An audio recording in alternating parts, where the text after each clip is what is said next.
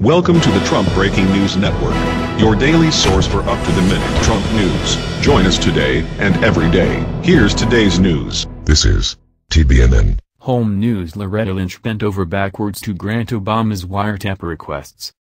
By Sean Adel-Tabatabai. Former military intelligence officer, Barry Thomas Neallon, claims that Loretta Lynch expedited the approval for 2 wiretap requests on Donald Trump, when leaned on by the Obama administration. According to Neallon, Barack Obama abused his position as president to intimidate the former Attorney General into approving 2 FISA Court requests, after he failed to get them on his own. If Attorney General Lynch was processing applications for electronic eavesdropping warrants, then both her boss, Barack Obama, and her FBI chief, James Comey, had to know about the spying and the justification to invade the privacy of a presidential candidate from the opposition party, Neallon claims. ConservativeBase.com reports. Besides Neallon's statement to Conservative Base, ABC News reported on Thursday that all of the applications to the FISA Court were authorized by Lynch. Which means that she chose not to investigate the Clinton Foundation for illegal activities but rather signed an application to wiretap President Trump, stated Jim Hoft, the editor-in-chief for the Gateway Pundit website. Just about every news story on the subject of the Trump wiretaps mentions that the FISA Court turned down the first request to wiretap Trump even though it was requested by Lynch herself.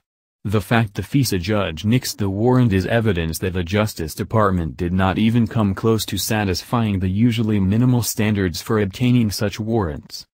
Out of close to 11,000 warrant applications during the Obama administration, only 2 were rejected by the FISA Court. It's almost like getting an indictment from a grand jury. A decent prosecutor could get a ham sandwich indicted.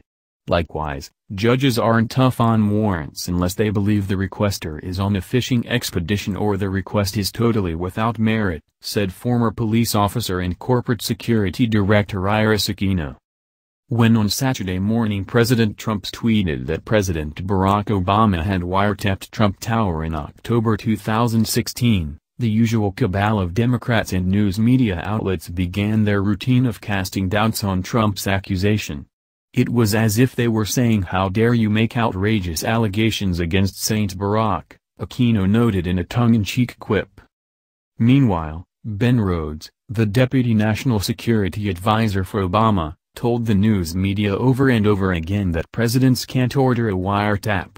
He also cast doubts on the honesty of the new president. Lynch made statements this week on a video and she's heard encouraging protests and marches, blood in the streets and even death in order to stop and topple the Trump administration. That's the news. Join us here every day. Be sure to subscribe and click the bell. See you next time. This is TBNN.